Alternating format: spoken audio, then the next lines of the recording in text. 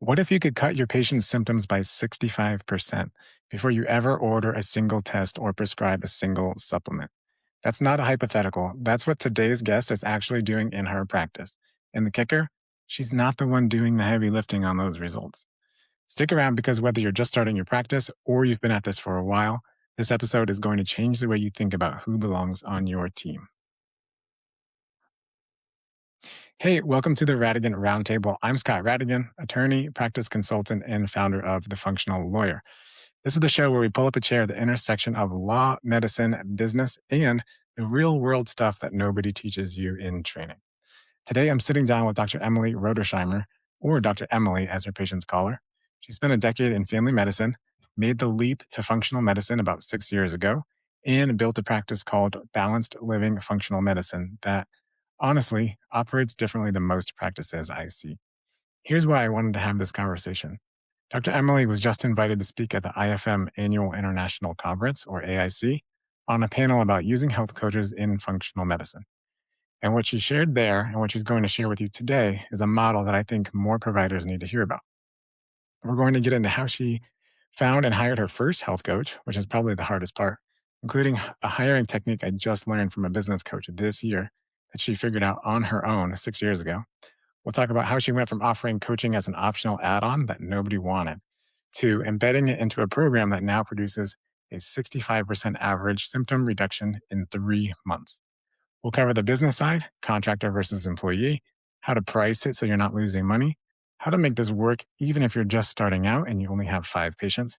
And we'll get into the stuff that doesn't get talked about enough, how to keep good people on your team, how to delegate when you've never managed anyone before, and why your patients might be more honest with a health coach than they are with you.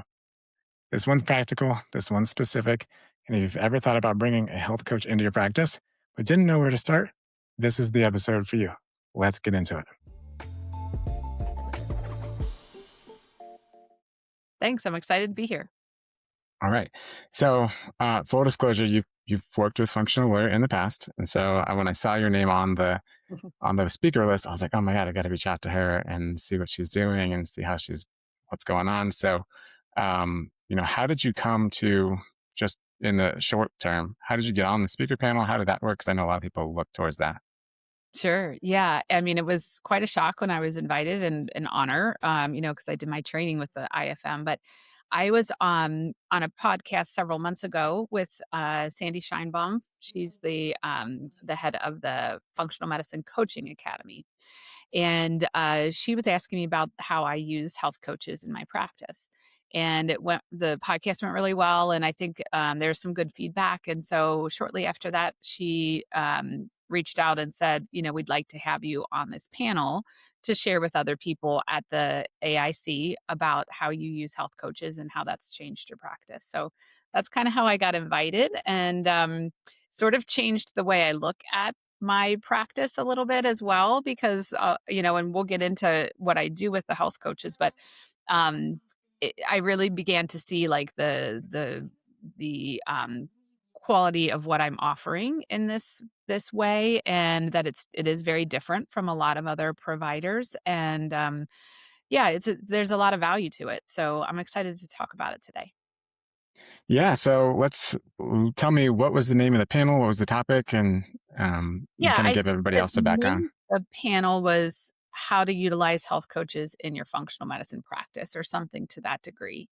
Um, Hmm. yeah, and there were 4 of us, and we each had kind of a unique way that we use health coaches, but we all were very big fans of and, expressed how health coaches really changed our our personal, like, outlook on how much work we have to do versus what we can, ask for some help with, and, as well as just the success of the clients that we work with. Yeah, no, I know. One, it's probably a great honor to have Dr. Scheinbaum invite you on because she's been spreading the good word about health coaches for a long time. Yes. And actually, I just recorded a short with her and I got her new book. So, Yes. those that, she's the head of Functional Medicine Coaching Academy, as Dr. Emily mentioned. So, check out her book. That might help shed some more light on this. But today we've got you here. So, Your practice is called Balanced Living Functional Medicine, and it's, as I said in the intro, about 6 years old. Had you used health coaches from the beginning? Yeah, so interestingly, I started from day 1 with one health coach, and the way I brought her in was to do an initial intake. So she was kinda doing the timeline and getting a lot of the history and sort of just a little bit of education from day 1 when the client started, and then I could come in, and it was very nice to have a lot of that kinda weeded out, because sometimes it's really hard to direct clients to keep them on track and get a timely, history done. So that's how I initially brought her on. And the idea was that all my clients were going to fall in love with her. She's pretty awesome. She's been with me the whole time for 6 years now.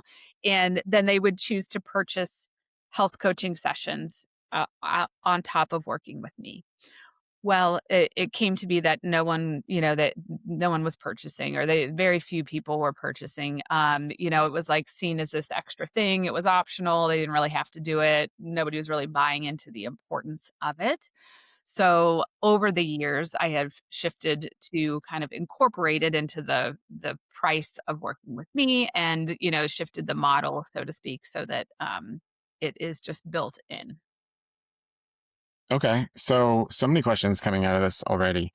Um, how did you find her, and what made you feel like you got lucky with her from the beginning? Yeah. It's a lot of I mean, people. truthfully, there are thousands of wonderful health coaches out there. So I don't think while mine's great, I don't think that I found the only good one, so to speak. So she it, how I found her is I put an ad actually through the FMCA, the Functional Medicine Coaching Academy. They have like a job board, and you can post an ad as a physician. So I did that. I was overwhelmed by, I think I had a couple hundred people apply for the position, and so then Wow. it became like, yeah, I had to really just, like, be weeding out lots and lots. So it was like, okay, it just kinda came down to, like, who's really standing out, who's, like, shining above the others. And she, actually had been working at the Cleveland Clinic Center for Functional Medicine for quite some time, and, so she had a great history and a lot of experience. I met a couple people on a, Zoom call, did a interview with a couple, and she really just kind of stood out to me as the best one. If you want to hear a little bit more about the hiring part of a health coach, or we can talk about that later, I guess, if you'd rather. But I do have a special way of interviewing that I would love to share with people. That was my next question because it's a different skill set, as we talked about right before we started recording. That one skill is being a good doctor, and then another skill is maybe opening a practice. Those are skills which have to either acquire or be Yeah, taught somewhere. But this is a specific one that one is interviewing, the other is hiring, and then next after let's go to the interviewing and hiring part. But sure. then it's communicating, delegating, supervising. So we'll Mhm. get there in a minute. Yeah, as you're reading people out, like what is making her stand out to you, or just on the paper resumes, I imagine, like, as Yeah, if we use paper anymore. right. But just reading through the resumes, and then I want to hear about your special way of interviewing. Yeah, it was her experience really that stood out. There were a couple that just had a lot more experience than others, and a lot of the resumes just all look the same, and so it was those ones that stood out a little bit that really got my attention. And then, digging in a little bit more, would ask for further information, get some feedback, and then I kind of narrowed it down to a couple. And then what I did from this, and honestly, I'm a fairly, like, I go by my gut, my intuition is like leads me pretty well and has through my life. So there was just some of that too, right? As I got to just a couple, the way I kind of finalized or really decided, because honestly, the most important thing to me is how are they going to be with my clients. It wasn't about how do they interact with me, but how are they at coaching. So I had a patient of mine who she'd known me forever, real close with. She offered to be my guinea pig, and she worked with each of the coaches that I got down to, like, I think I was at 3 at that point, and they each did a 30-minute coaching session with my client. while I was observing. So we were all on Zoom. I turned my camera off, so not to, like, freak anyone out, Hmm. and then they just had a coaching session, and so I got to see her in action, and see the way that she and the client, you know, um, how she dealt with things and how she made the client feel. So, question: is that just one step in the interview process, or did you pay them for their time to do that? No, they didn't. They were did that freely. Yeah, Yeah, and that was sort of the final. Like yeah. I got down to these couple people and I just needed to make a decision and that was kind of the last step of the process. Did you get a coach tell you how to do that, or did you come out with that on your I own? did actually. So I know you mentioned wanting to know how I like hired and did all this stuff. Yeah. I had a health coach who was sort of like slightly a business coach to me at the very beginning of my practice. She had worked with another functional medicine physician. She knew a lot of the back end and the ins and the outs and the, how do you opt out of Medicare and all. Like she really helped me with a lot of that.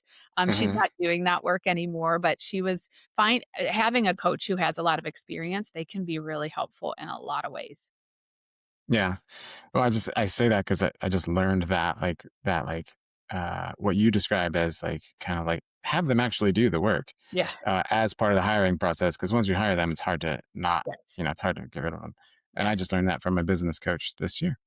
Okay. So you just learned that naturally, or were fortunate enough to have someone make Yes. that recommendation to you. Yes. Okay. So more questions still. This is amazing. And I hope you don't mind if we get too technical into all this sort of stuff. I think it's Yeah, practical I'll use for our try. listeners. Yeah. Yeah, yeah, I'll do my Um, best. so, okay. What would, besides just trusting your gut, which is hard for other people to replicate, what would you say is since you hired her and it was a good hiring process and now she's been with you for close to the early, like 6 years, right? Mhm. What has been a key to the success of keeping her happy, keeping you happy, keeping everybody together, and Sure. managing expectations, communication? Yeah. This is a broad question, but is there a couple of keys that you think are contributing to your lasting relationship with her? I think that, she feels valued, and I think that's, like, the biggest thing right off the bat is to I've always I think, partly because I did get so much help from a health coach at starting up, like, I just see the value there, and sometimes that's not obvious to people who haven't worked with a health coach, they're not, they have so much to bring to the table and so much support for our clients. I just for whatever reason, I feel I'm very blessed to have her. So she's always felt valued, whether it's how she's compensated or just in our interactions. Really, I feel like her voice is allowed in the conversation if we're discussing clients. I care about what she has to say. Like her ideas or her concerns. What do this is I have this issue. What do you think of that? Like we work back and forth that way, and so I think she feels valued in that way, and also just to feel part of a team. I think, coaches, most of them, like, actually, I have 3 coaches now, and they're all Mm, part-time, and they each have their independent coaching practice. But I think being an independent coach is lonely, that's what I've heard from all of them. They, like, really like the collaborative, they like to work with a physician, and have that who can you talk back and forth with about these cases and, bounce ideas off of each other and that sort of thing. that's amazing. So, what's your communication cadence with each of them? You say they're part of the conversation with patients. Do you have like a standing meeting where all four of you are together, or do you meeting with each of them individually? Yeah, it's Um, kind of evolved along yeah. the way. Initially, it was just kinda like whenever we needed to talk about somebody, but then it became, "Okay, why don't we set a regularly occurring" so once a month minimum, I meet with each of my coaches, and we review their entire caseload. The clients, how's the client doing? What struggles do they have? How can I, help? But then in between, if there's any question that comes up that the coach can't answer or shouldn't answer, my coaches I think all the coaches are trained pretty nicely as to how to stay in their lane and what's appropriate for a coach to take on and what's, needs to be a practitioner question. So they'll bring those to me via email, or if there's an emergency, they might text, and we're interacting that way. Yeah. So you mentioned they're pretty well trained. Did those other two come from FMCA as well? Was it a similar hiring process? Okay. Yeah, and honestly, I don't know any other coaching programs, but what I love about Yeah. MCA is that the same, trainer, the same client or, staff that trained me in the IFM are the ones training the coaches in the FMCA. So we're speaking the same language. I feel very confident in a coach that's coming out of the FMCA. I do also only look for coaches that are nationally board certified. I think that's an important, credential to have. Yeah, and they're not a sponsor of the show for any reason, but I usually lean on them for Yeah, that too. I've spoken to Dr. Sandy for multiple times, and I'm always impressed that she teaches them where the line is, yeah. especially in independent practice. Mhm. Um, and so, okay, coming back to that line though, um, say the health coach is unclear or doesn't have their, how would you define where or have you kind of started tight with lots more supervision early, and then once they gained a little trust, loosen the leash a little bit? Pardon that metaphor, Yeah. but how how do you manage that? Like, I what would you say are some boundary lines that you've seen work for you? Yeah. I haven't had this came up in our panel discussion too. I haven't had any issues there, but I would say that initially I was reading their notes pretty shortly right after they were seeing clients, making sure everything I was seeing was making sense and felt on par, not seeing any issues. So that's loosened up now quite a bit. But the line in the sand, I think, with all the coaches that I have know is, if it's about lifestyle change, that it's appropriate for them to help, with. I If they want a specific diet, I'm the one suggesting the diet, but they are the implementation. So, they can't prescribe a diet or a supplement or recommend a test or anything on their own, but under my supervision, they do help clients walk through the elimination diet quite routinely. Hmm. And for some of these more experienced coaches, do they come to you with recommendations sometimes? Like, not making that change immediately, but because they're sort of on the front lines. Yes. Again, pardon Yes. this metaphor at this time of Yeah. where we are in 2025. But Yeah. you know, does that come back? Does that help with the value, Yes. the feeling of value they get? I think that there's quite a bit, especially when I was new in practice and my health coach had more functional experience than I had. She was a great, "Hey, did you think about like, what do you think of this?" Or she was bringing me ideas, which was so helpful. But always to me, not to they know it's like, Yes, right, suggestions to me are fine.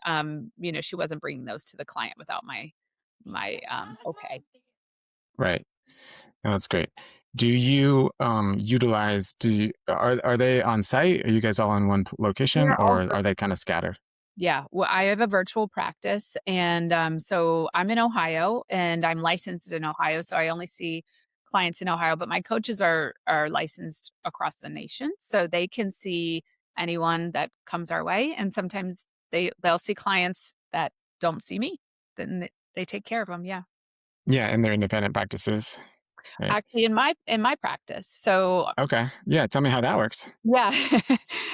So over the years of having this one health coach, seeing all the benefits, really realizing that I wasn't best serving people by having all the lifestyle discussions, right? And getting very tired of having the same lifestyle discussions over and over again.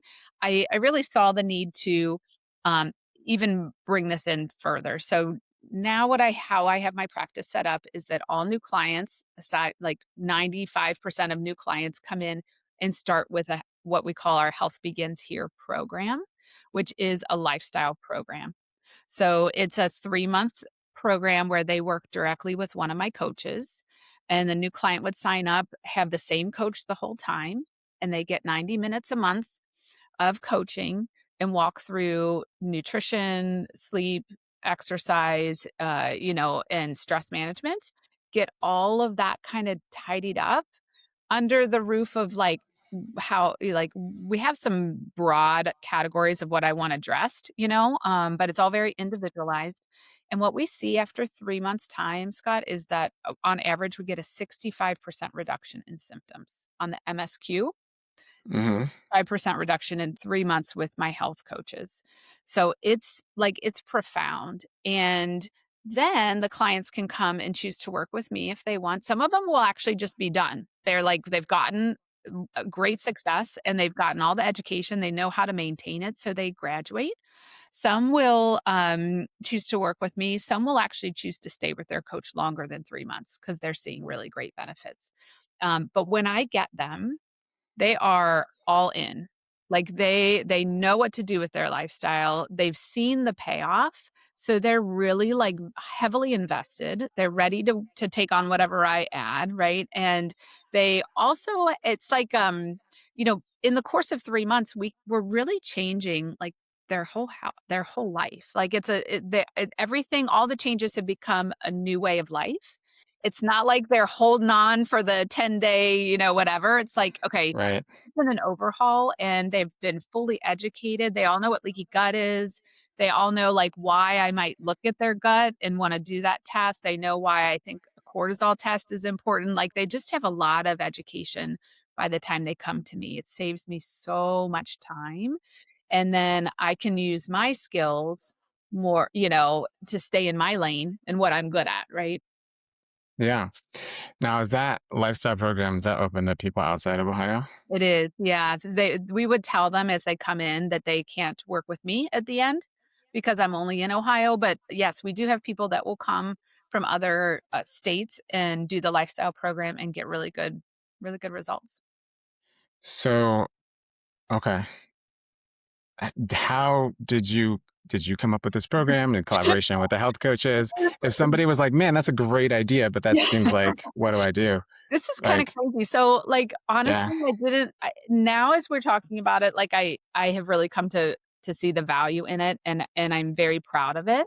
It just happened. Like, I can't even tell yeah, you, like, I'm not a business person by any means. It's just like, okay, this my clients need more lifestyle work, like, and they're not gonna pay for the health coach, so I'm gonna embed it, and actually it works best if they just do it up front. So I just over time, I just keep tweaking and tweaking landed on this program and then, just see the value in it. And what's funny, I think sort of alluded to it at the beginning of our conversation, but when I was asked to speak at the IFM conference, at that time, I was sitting in a place where I knew that this is an excellent model for health transformation for clients, but I was having to like really sell it hard because clients come in wanting the coolest test, the fanciest sure, supplement, like they're not looking to start with lifestyle.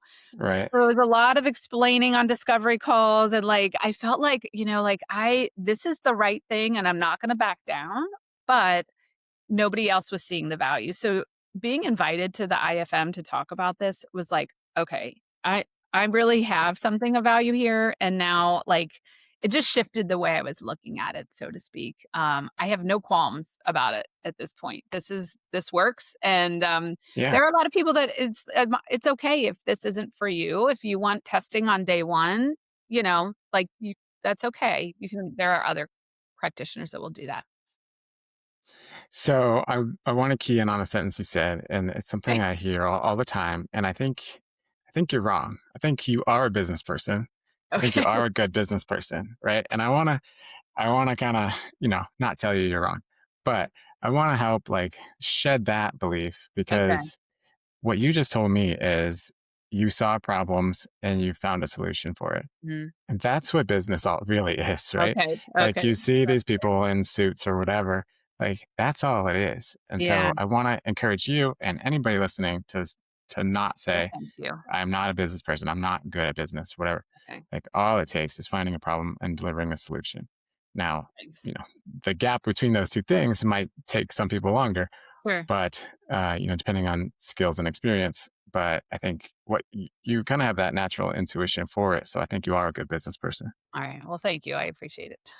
Yeah. Yeah. Um, All right. So if somebody does come in, you say, and doesn't want to do the lifestyle program, you're like, Mhm. sorry, this is what you have to do. We're happy to refer Yeah. you down the street. Well, sometimes, like, if they're really, like, not interested in changing their lifestyle, then they're not for my practice. If Right. they're like, "Okay, I wanna change my lifestyle, but I also maybe I have this acute issue that I don't wanna wait 3 months to start doing the testing." I do have some higher level offerings. I have a program called the Fast Track where I will literally they'll do the health coaching work.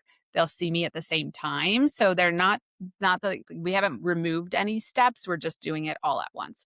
It's a significantly higher price point to do it that way. But sometimes people are really kind of at their wits end and willing to pay to go much faster. Yeah. Yeah. Now I can hear people who are in like the startup mode stage say, okay, well, I can't do that today. So if you were starting your practice over today, like, you Whew. need you need patience, and Yes. B, you need revenue early. Yes. So what would kind of maybe if you could reverse engineer it, Sure. and if you don't have an answer, that's okay too. I just called you a good business person, but to put you on the spot, Yeah. what um what would you say to somebody who's starting out that wants to kind of incorporate what you're talking about? Yeah. This You is know, great, and I hadn't really thought about that, like, you're right, you do need like, I have enough people coming to seek me out that I can kind of do it this way, but I think right? what I would do if I starting from scratch and just trying to build my practice because I was there, like, where you got 5 clients, you're really that's a good place to start. The what I would do is I would build in the cost of a health coaching visit into what I was charging for my visit so that it was built in. And maybe it's not all upfront. Maybe they're not just doing the health coaching initially, but maybe they see me, then they see my coach, then they see me, then they see my coach, and that price is built in so that there's not a there's no convincing that has to happen. It's like there's value with this person and that they can support me because at the beginning, it is doable to build that price in. It's not like this is another question that was brought up at the IFM conference was, you know, they don't have to be your employee. None of my Hmm. coaches are my employees. They're all contractors. So I only pay them for the time that they see clients. And that's already all been billed for in the program that I set up, right? Yeah. So I'm not losing a cent by having a health coach. I'm actually gaining money because what I'm charging for my program and what I'm paying my coach, there's a difference there, for lots of different reasons. But so Because yes, it's a business and you yeah, have to make money on it. Yeah, yeah, exactly. yeah. We have a back end with a lot of other, educational content and things that are provided. So yeah. Um, Yeah, and I think that's a huge misconception a lot of times for newer business people. I mhm. don't want to say people who are not good at business to keep the theme going, but people who are newer to it assume that they need like a full time employee, so they have to have Yes. $70,000 ready to Yeah. go to pay somebody. No way. I'm just throwing that number out there, but yeah, to your point, you pay as a contractor and you pay them either by the visit or by the Yeah. time spent, and if the price is already kind of built in, and that's hard to do. And I've tried to pin down Dr. Scheinbaum on like what is the average independent health coach charge Yeah. for this, and she's like it's different everywhere. And so I won't put you on the spot here because it's also this will live for a while. Um, but yeah, you just charge the patient a little bit more than you pay the health Mhm. coach. Yeah. Taking your expenses into account as well. Mhm. That's amazing. So okay. You got a few contractors as health coaches. They're running this 90-day program. After that, are they involved with the patients ongoing if they end up becoming Yeah. your patient? That's a new addition. So, because they have this beautiful relationship that they've created, right? And so I realized like that doesn't make sense for that relationship to end when I come into the picture. So what I've done now is as a client is working with me, the initial phase of working with me, I call it the deep dive. I see them once a month. And in that once a month phase of working with me, they now get a health coaching visit as well. And so what happens is I'll see the client. I have a list of recommendations that things I've come up with. The coach will see him roughly 2 weeks later. Hey, how's this going? And were you able to find this supplement or have you turned in your test yet? So it's a great way to keep the momentum so that when we get to the next visit, yep, they've kind of taken on a lot of what I've recommended instead of like, "Oh, I forgot that," or, "I wasn't sure what to do here." It's a good, way to keep that going. Right. I think that, um, you know, just overall value of health coaches there too is just, it seems like somebody cares. They're reaching out to Yes. the patient. They're helping them actually get better results because they're Mhm. staying accountable, Yep. lovingly accountable, Yes. not getting yelled at. Right. Um, and then do you find it seems like you found a good way to say this, but how do you to the patients convey the value of the health coaches?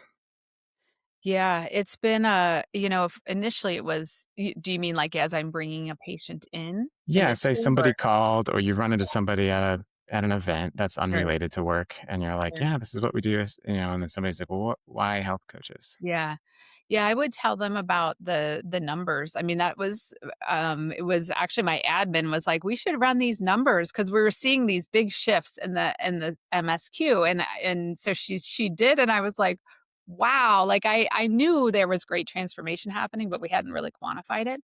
So sharing the fact that, on average, we see a 65% reduction in symptoms, that's a pretty good, no-brainer for most people. Like, in 3 months, you can have double the energy like that. Okay, yes, sign me up for that. Also explaining that it's cheaper. You're actually gonna save a lot of money to clean all this me a lot of the messes up with the health coach. Then I don't have to order nearly as many tests or, prescribe nearly as many supplements to fix things that were really lifestyle based. Yeah. So it's just a lot of education. I was doing discovery calls for a long time and was doing a lot of this education on the discovery calls. It got to be where my schedule was too busy to continue to do that. So now I have a video on my website where I just explain the whole process and why it's so important. And it seems to be working. Yeah. Yeah. I think, dissecting that a little bit for our listeners, like, yes, obviously you can see the value, but putting a quantifiable number or having some sort of data really helps convey value. It may Yeah. be difficult in a lot of lifestyle practices, but anything that you can do to kind of say that Mhm. Mhm. without violating any HIPAA Yeah. restrictions would be a good way to help really boost sales, honestly, Yeah. or Right. set a different way, reach people who could use your help, Yeah, right? yeah. Connect with And I them. think you brought up Dr. Sandy's book. I'm sure I could lean on that for some statistics and, as well, if Yeah. somebody was looking for just a general like, if you haven't brought in a health coach yet, but you wanna be able to explain the benefits, her book would be a great resource there. Yeah. And whether you're going to incorporate health coaches or you're trying to convey the value of your services, say like all your patients love you, but you feel funny asking for testimonials Yeah. or they don't want to do it for privacy reasons. And so having, if you can, a way to quantify it, like 8 out of 10 patients love it or something like that. Mhm, Like even mhm. that, like 4 to 5 dentists recommend, Yeah. right? So there's a reason they say that on every commercial. Yeah. Um, so even just something like that, as long as Mhm. it's true, Yeah, uh, yeah. would help go a long way. So, okay. You talked about, so early on, you had a different model. And so coming back to like a more of a beginner stage, the, you said purchase sessions with the health coach, purchase sessions with me. Were you fee for service for a while I was. in the beginning? That's I think where Yeah. most people start. Yeah. Yeah, and I'm so glad to not be there anymore. Uh huh. Yeah, maybe it's what I needed, I don't know, you probably, have a comment on this, maybe it's where I needed to start, but quickly I began to see that when clients were paying for a one-off visit, and it came time to come back and follow up and continue the work, they were like, "Oh, I don't know, or I'm Yeah. feeling better, so I'm gonna cancel my follow-up." And it's just it doesn't functional medicine doesn't work that way. It really is the consistency and it's a process. We can't one off visit is not gonna cure anything, so I really had to shift I'm in a membership model now, so, where there's just buy-in and a commitment for a long-term process. Yeah. Yeah. I think that's why programs and memberships end up being where people shift to pretty quickly Yeah. because people tend to drop off after Mhm. 1 to 3 visits. Yeah. I should probably quantify that, Yeah. um, but yeah, I mean, just logically, like if they got to pay Yes. 300, 500, or more Mhm. to see you, they're going to come up with a reason not to come in. And Yes. did you find that like instead of coming in, they would just portal message you like a There was big some of paragraph or that. 7 paragraphs? Yeah, there was some of that. There was also some of, like, they thought they were paying for my time, you know? And so, like, I remember this one client, I forget, she had, like, an hour-long appointment that she was paying for, and we had really wrapped it up at, like, 50 minutes, but Yeah. she didn't wanna hang up. She wanted to kinda like, "Well, what else? Let me think." Like, she wanted to spend the next 10 minutes, like, racking her brain to think about it, and, like, she didn't s and that really was a light bulb moment for me. Like, I can't be charging for my time because it's so much more than my time, right? It's the expertise and the knowledge and all of that, and I needed clients to see it that way too. Yeah. And I get that question quite a bit sometimes at Functional Aware because I have my program. It's like a hybrid program membership. And they're like, well, do you do any one off work? I was like, I really don't want to. And so I do once in a while. I'll throw out like a big number and then I Yeah. never hear back from them again. Um, so if they really push for it, I'm like, okay, it's X. And they're like, Yeah. okay, we'll consider other options. I'm like, Right, it's right. in, join the program. It works. Um, okay. So we've got all that, and you moved quickly from fee for service to sort of, I would call your initial onboarding like a program, like a three Yes, month program. yes. And then people who are eligible and want to continue, do they, it's like a membership. Is Yeah. there is it unlimited? Is there a finite number of visits? And then what's the duration of it, if any? Or is it month to month?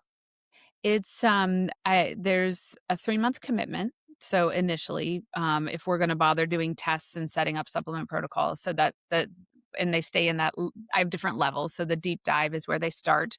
That's a 3-month commitment. Most people stay there 3 to 4 months, and then they can shift eventually if they get to a really good place and we're just kind of finishing up protocols. Maybe, we'll see each other every 3 months.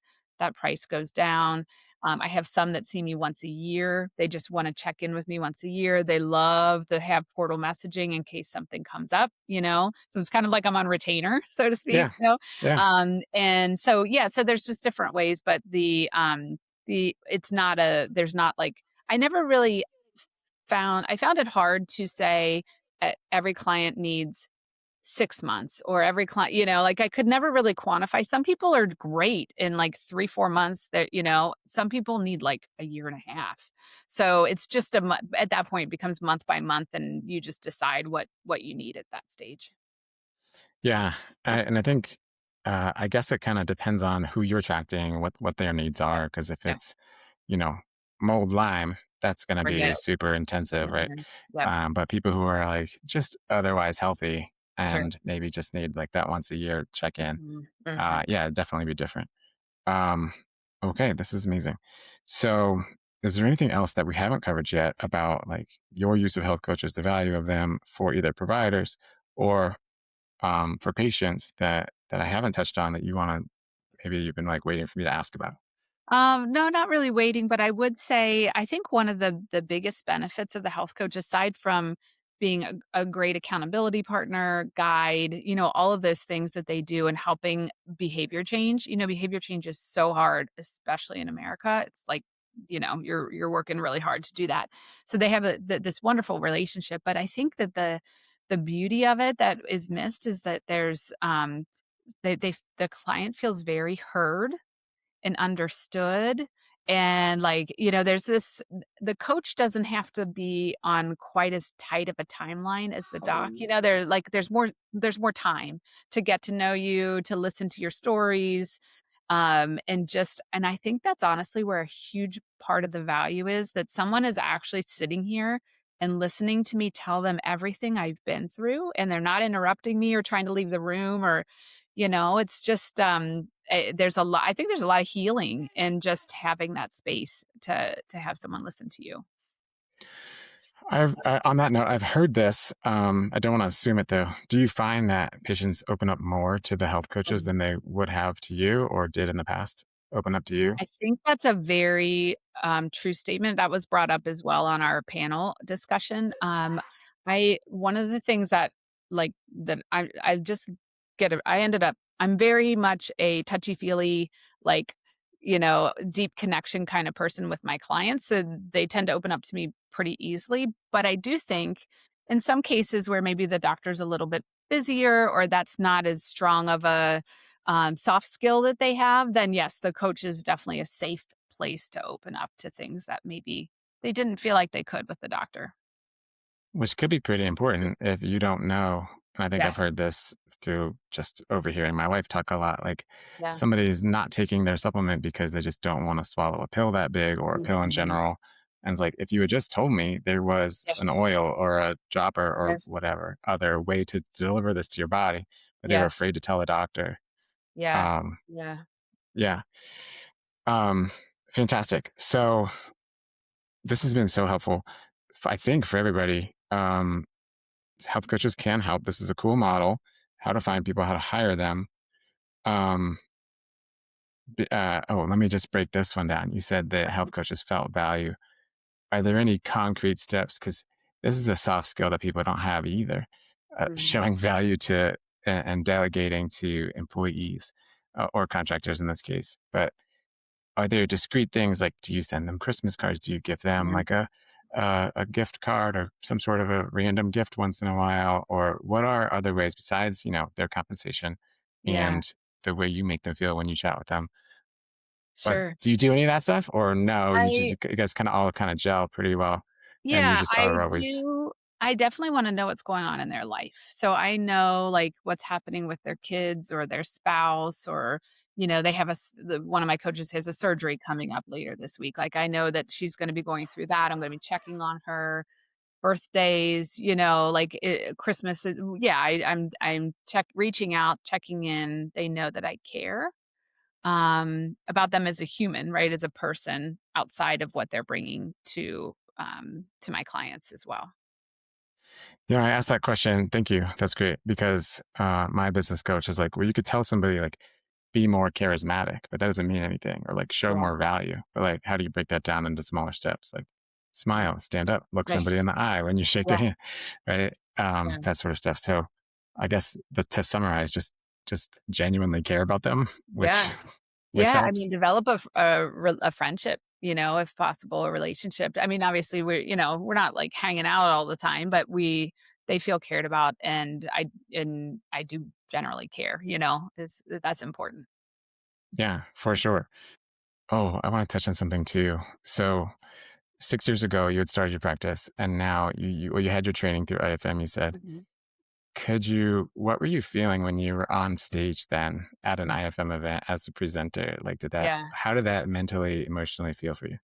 Yeah, it was like a full circle moment for sure. I remember, like, being in the audience at, my the AFMCP and, like, looking at I think it was Dr. Saxena, uh, Shilpa that was on stage and thinking, "Wow, like, she knows so much," like, and I'm this little I know nothing, and it's so hard, and like, thinking it was so overwhelming and how was I ever gonna do this when I was still back in my primary care state. So it was kind of full circle, but there's really, honestly, like, nothing special about me that's not in all of us, right? So anyone listening to this that's, like, feeling the way I was feeling at that initial conference thinking, "Oh my gosh," like, we're all capable. It's just a matter of, like, keep putting in, keep shifting, keep changing, keep trying things, follow your heart, do what feels right to you, and I mean, there's a huge need for all of us out there, so, I think we can all be successful. Yeah, that's perfect. I think you nailed it. Like, it only took her 6 years to go from attendee to on stage. Now that's not Yeah. everybody's path, but did you ever, or do you now? And it's okay to admit it because I like to be vulnerable too. Do you ever feel like, oh my gosh, I'm just still trying to figure it out myself? Like, is there any For imposter sure. stuff happening? Yeah, oh, for sure, yeah, and I certainly wasn't presenting a scientific topic, Right. right? Like, yeah, Yeah. I'm still not ready for that one, but this I think I have just a I like being creative, and I never knew I could be creative when I was in primary care seeing 30 patients a day. It was, like, knocked out of me. I never thought I was creative. and got my own practice and I realized, wow, this is my baby to make it what I want to make, and so just trying things out has been a lot of fun. So yeah, I think I still am very much, like, how did I get there? And I'm not sure that I belong there, but it elevated the way I value my practice now, and feel very blessed for that opportunity. Yeah, it must be pretty validating to figure out or to find out that something that you kind of just tried. And, as we established, you tried a couple things first, but then you tried and you found success. And then Yeah, now it's kind of like now people are reaching out to you to ask, questions yeah, like this. And I hope this interview is yeah. helpful to a lot of people too.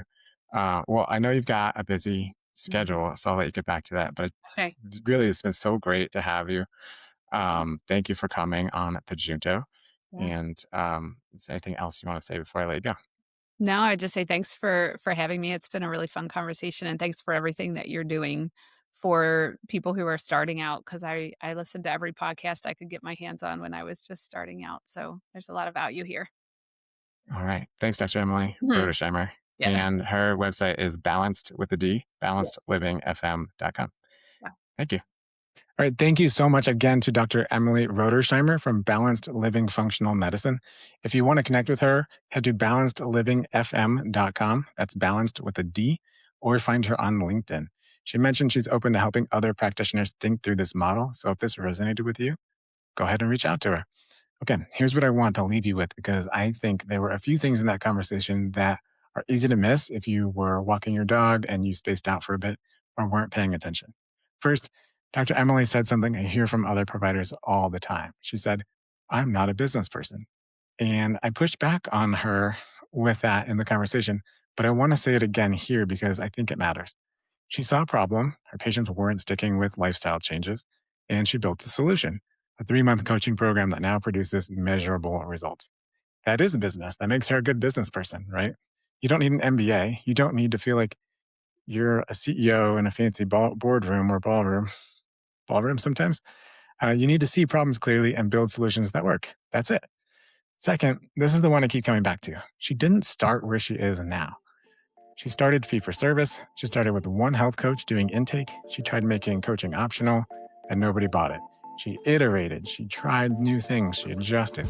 She kept going. 6 years later, she's now speaking on stage at IFM conferences, talking about a model that she built by following her gut, paying attention to what worked and what didn't, and then kept going.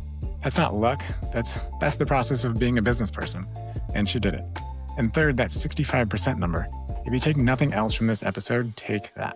Because when you can quantify the value of what you're offering, everything changes. Your discovery calls get easier. Your pricing makes more sense to people. You stop feeling you have to convince anyone of anything. The data does the work for you. So here's my challenge to you this week. Just one thing. If you've been thinking about bringing a health coach into your practice, or if you've been sitting on data that shows what your patients are experiencing and you're not using it yet, do something with it.